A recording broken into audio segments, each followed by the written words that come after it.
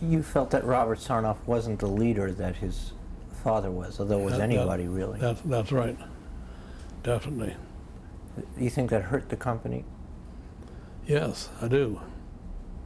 And I talked to people who knew him well and had frequent contact with him, like the secretary of RCA and people of that sort who had daily contact.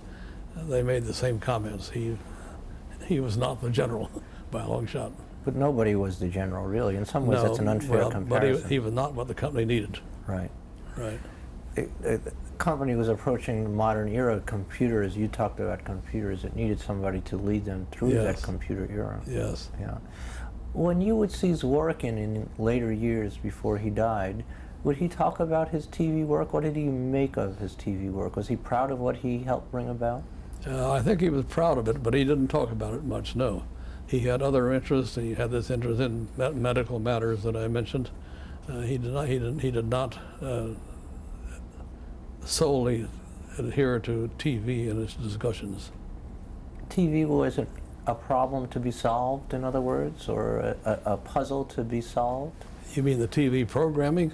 General television development. For a scientist, do they see as simply as a challenge before them, like any other challenge? Yes, that's right. And they succeeded quite well in meeting the challenge. There's always more challenge. We need still bigger screens, maybe, or better screens, or greater three-dimensional television, which may come someday. There are always challenges ahead. Do you remember the last time you saw Zworykin?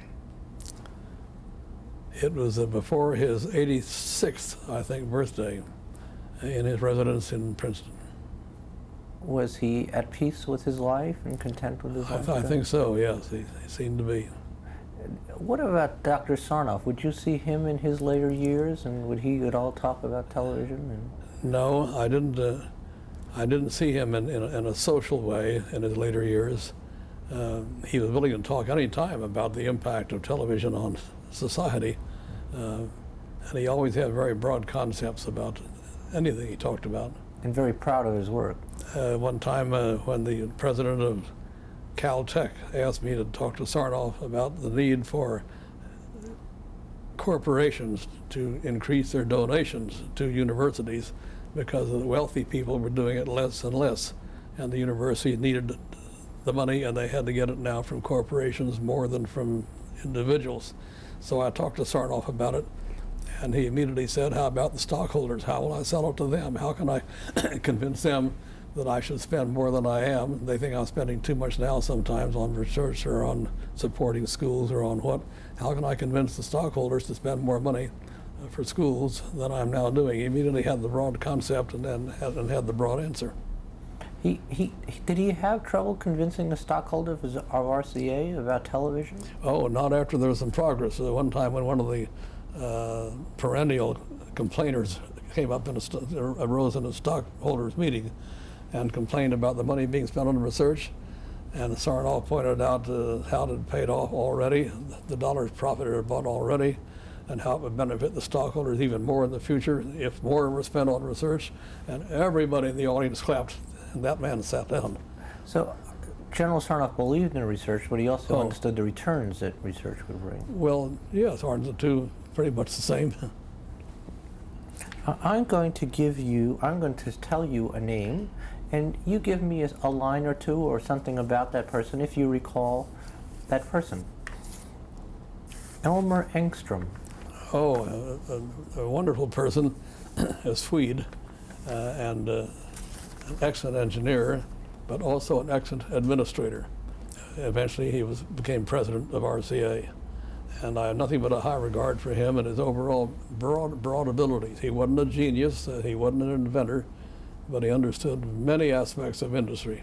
Did he play a role in the development of television? Yes. In fact, when it came time for the FCC to see the need to have a collaboration and agreement between all the manufacturers on the standards to set for TV, example, how many lines to have in the picture, it was Engstrom who was set up because of his personal qualifications to head up the committee that established standards for television for the country. Was he known as Shorty Engstrom? Yes, that's because he was short. He was also a very religious man, wasn't he? That's true. he followed a special religion, the name of which I don't know, but different than most, and he was very devout about that. Dr. Goldsmith, A.N. Goldsmith? Oh, he's an extraordinary man, the most erudite man ever known. He told me one time that that he was making a matrimonial readjustment, and I said, what do you mean? He said, I'm getting a divorce. He didn't like to use the word divorce. It isn't very popular, so he was making a matrimonial readjustment. He always used the right words for everything, and he always had plenty of words, and his erudition was the best. What was his role at RCA? He was at first he was in charge of the RCA laboratories in Van Cortlandt Park. That's back in the 1920s. And then he became consultant to RCA for all the rest of his life. He contributed a great deal. He kept on inventing. It probably is true that he invented the basis of the color tube, RCA's color tube. He was a very prolific inventor, an extraordinary guy, and very intellectual. He learned Chinese one time just for fun. He wanted to be able to write and read Chinese, so he learned it for fun. Very unusual person. Ted Smith. Well, Ted Smith also started out in the Van Cortlandt laboratories way back in the 1920s, and he had some work to do with their initial television experiments. They were using rotating discs. Then he went to Camden and became eventually in charge of marketing broadcast transmitters. Then a greater and greater responsibility, ended up being vice president for corporate planning for RCA. He set up the mechanical station that RCA had, is that correct? The one at Van Cortlandt Park, yes. No. Yes. And this is the station that was famous for running photographs, pictures of Felix the cat? Yes, that's right. That was Ted's station. Yes, that's right. Albert Murray. Well, he also was one of the top people in the engineering organization at Camden. He had a broad background, I'm not sure of all of it, but he was an engineering administrator, and a good one. Marconi, did you ever come across Marconi? No, I never met him. Paul Weimer. He was here at the laboratories, an outstanding physicist, but I don't know any details about him. George Brown. Oh, an extraordinary character. Great sense of humor. I mentioned the one case about the blue bananas. I'll mention one more case to show his humor. When he had graduated from school in Wisconsin, he applied for a job, and the Depression was going on, and he didn't get a very good offer. And this is all true, by the way. I know this because I knew him personally within a short time of that. So he thought, well, I got a higher degree, I'll get a master's degree and get a better offer. So he got the master's degree. Meanwhile, the Depression had gotten worse, and his offer was lower. He thought, well, I'll do the ultimate. I'll get a PhD degree and get a good offer. And he did get the PhD degree. The offer was still lower because of the Depression. He said, I felt I was losing by degrees. What was his role at RCA? Variable. He was very, very versatile. For example, during the war, he developed a way to dry penicillin to make it usable by our soldiers. Penicillin at that time was first formed in a sort of a liquid, but it had to be evaporated and appear on the sides of vials and to be used. He worked on a way to use radio frequency to heat the liquid in a way to evaporate it the proper way, and the powder that was left in turn was usable penicillin. So that's just one thing he did. He had a great variety of interests. He also worked on the color, though. Was he an important person in color TV's development? He was, not in inventing it, but in dealing with the government. That's why he gave this demonstration with the bananas down south. He also was very active and became famous, in fact, in the design of antennas. He could design antennas for broadcast stations in the older days and control where the radiation went to this sound or that sound or that place. And his write-ups on the analysis of the radiation patterns of broadcast stations is still a classic and used by engineers all the time as the way to design broadcast antennas for broadcast stations. Which brings me to another name, Harold Beveridge. He was one of the great men of radio. RCA was full of great men of radio. Beveridge, who died only a few years ago, developed an antenna called the Beveridge antenna. He hated to see his name used. He's very modest, but is known throughout the world as the Beveridge antenna, which has to be very long to accomplish its purpose, maybe several miles long. but it can do work. It can pick up signals that nothing else can do and eliminate static to some extent. And it's work, and a beverage is famous for that. How long was the antenna used, or is it still being used? It's I can't say it's still being used, no, but it was used a great deal. Lee DeForest. I might add the longest antennas that are in use today are the ones developed by RCA for the Navy to communicate with submarines that are deep under the salt water. Some of these antennas are 100 miles long. Wow. Lee DeForest? I didn't have personal contact with him. But you don't feel he was quite the inventor that he was given credit Not quite, for? no. He was a very odd character, unstable in a way. Charles Francis Jenkins, did you ever have any dealings No, with him? I had no contact with him. John Logie Baird, did you ever have any contact with him? No, I know about his work in England on television, mostly based on the rotating disc approach. Very clever person, apparently, but I had no knowledge of it. The rotating disc, though quickly obsolete, was an important invention, though, wasn't it? Oh, yes, because it was the way to show that you can transmit a picture from here to there. And the fact that it wasn't the best way didn't mean it didn't work. Dr. Ernst Alexanderson. Personally, what comes to mind about Dr. Alexanderson? Well, the thing that first comes to mind is development of the Alexanderson alternator, which puts out a fairly high frequency, not 60 cycles like our lights have, but nearer to 12,000 cycles. And that was the one frequency which could cross the Atlantic Ocean reliably. So setting up the transmitter with Alexanderson alternators gave you assurance of transmitting across the ocean. And nothing else would do it reliably, at least not for 24 hours a day. And he was the one that did it. Yes. Alan Dumont. I didn't know him personally. Did you hear discussions about Dumont and his cathode ray tube and its importance in the 1930s? Yes, but I don't have any impression of any great importance. Robert Sarnoff. What comes to mind? Nepotism. Harold Law. Oh, a great physicist, like so many of the physicists here at Princeton were. He had a lot to do with inventing the color television tube.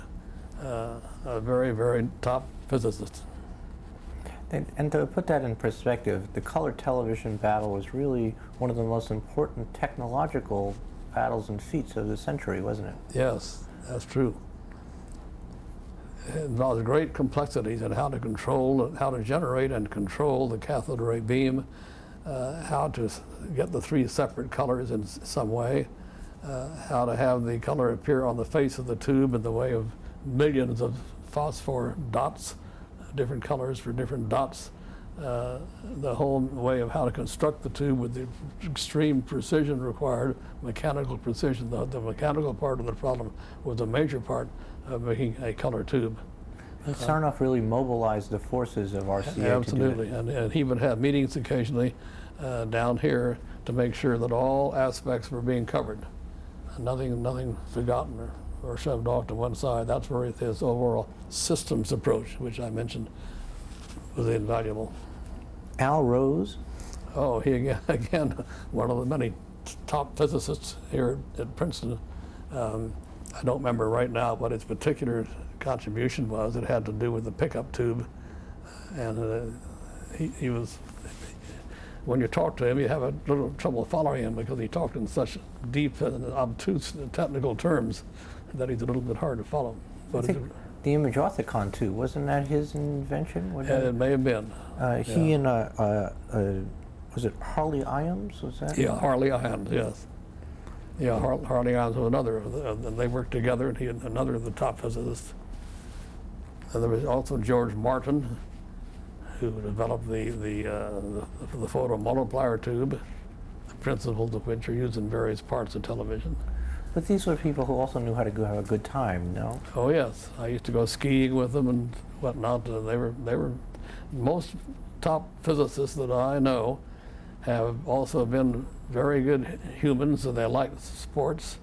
and almost all the top physicists I know are gentlemen.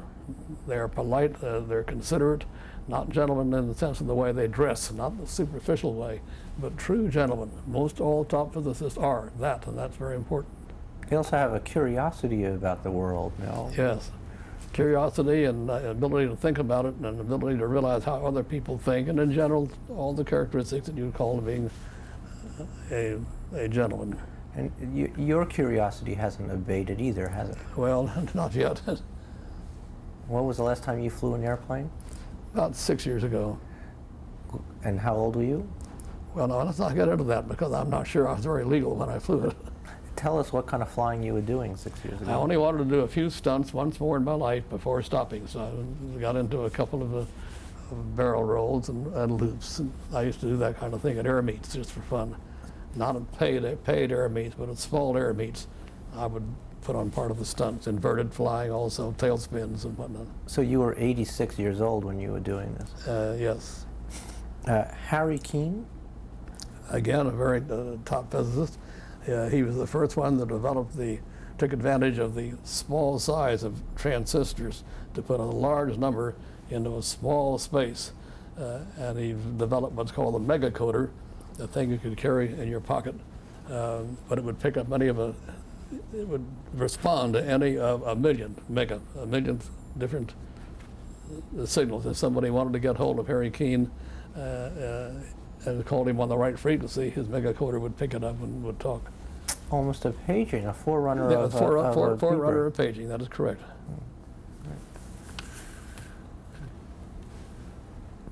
Okay, tell us about this first picture. What is it of? This shows the reception of signals from the Empire State Building at a location we call Artie's Mount in New Jersey.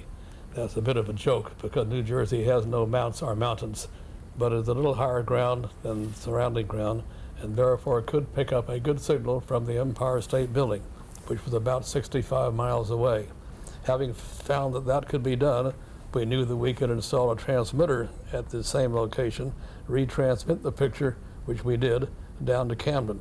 This gave us probably the first microwave television transmission circuit in the world, from the Empire State Building to our building in Camden. When do you think this picture was taken about? I think in the early 1940s. And where are you in this picture? I'm the little head that you can hardly see behind the picture. Can you identify anybody else in there? No, it's strange to say I can't. One of them is Charlie Young, the son of the famous Owen D. Young, but the pictures are such that I can't identify them very well.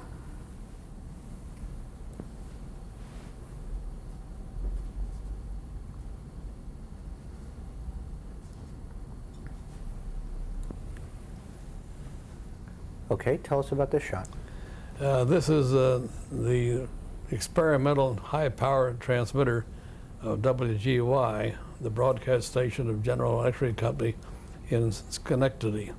This was used to achieve higher and higher power from broadcast stations. It's quite large and complex, as you can see. In one humorous occasion, GE vice president called me and said, set the transmitter to the highest power possible because Lindbergh is coming to town to give a speech and we want everyone to hear it. So Lindbergh came to town and gave the speech, but in the middle of the speech, the transmitter broke down because it had been set at such high power. It was off the air about 3 minutes. The vice president called. I assume the purpose was to fire me. He said, what speech was missed? I said, Lindbergh's speech was missed, not yours. Oh, he said, that's perfectly all right. What year was this picture taken? 1927. And that fellow sitting in the chair? That's me, that is I. Okay, so what are we looking at here? That is a picture of me in the Metropole Hotel in Moscow, backed up by a tremendous Stalin picture of Stalin. Russians do things in a big way. That's one of their fetishes. This particular day there was going to be a parade. Therefore, outside of many buildings, including the Metropole Hotel, large canvases were hung up showing Stalin. This particular one was hung right by the window of my room, and you can judge the size of the picture when seen outside from seeing the small portion of it from inside. And we're talking 1937, 1938? Yes, 1938. What are we looking at here? That is known as the Shukov Tower in Moscow, used when we installed the television station to support the television antenna. That tower was used in the earlier days for radio, and it is made of rusted, worn out railroad rails, and therefore is very small, very strong. It is difficult to get to the top of the tower, and especially in the middle of the winter when the weather was bitterly cold, even the Russians with their warmest clothes hesitated to go to the top. They wanted me to go, and I refused to do it. I saw one Russian fall free when the hoisting equipment broke from the top to the bottom. But just before he hit the ground, the operator at the bottom jammed some lumber into the rotating gears and stopped the rotation and saved the man from serious injury. Did you ever climb the tower? No, because the work that we had to do was in the middle of the winter. At the time, I did not want to climb it. In the summertime, there was no need to, so I didn't do that. Okay, what are we looking at here? This is the front panel of the television transmitting station that we installed in Moscow, the first television in Moscow. And as you can see, a very modern, rather futuristic design, which flabbergasted and pleased the Russians. The two people shown there are two of the engineers, quite capable as engineers, but of course not available for conversation on social matters. The design was done at RCA headquarters? Yes, entirely done by RCA, at RCA in Camden, and then transported to Moscow and installed there. We trained about 5 engineers from Russia in Camden before shipping the equipment, so that when it arrived in Camden, they had arrived in Moscow, they had some idea of how to install it. One problem was that out of the 5 people that we trained, only 4 showed up. And when we asked about the 5th, we received only embarrassing answers, which meant that he had been imprisoned. And I should mention that of the 3 people who signed the RCA contract to get us there, one was shot before we left the country, one was shot while we were in Moscow, and the third hesitated to pay for the equipment, but finally did so. This is indicative of the extreme cruelty and odious nature of the Stalin purges. Do you know how long this equipment was used for? No, I lost touch when the purges became even worse, and when the war started, all communication with Moscow personnel was stopped. Tell us about this plane we're looking at. That is the Travel Air biplane with a Wright whirlwind engine, the type used by Lindbergh. It was owned by Dr. Wolf, who was vice president of RCA Laboratories, Dr. Zworykin, famous radio scientist, and by myself. We flew this for some years. It was a highly satisfactory plane. We learned a lot by flying, and altogether it became my favorite avocation.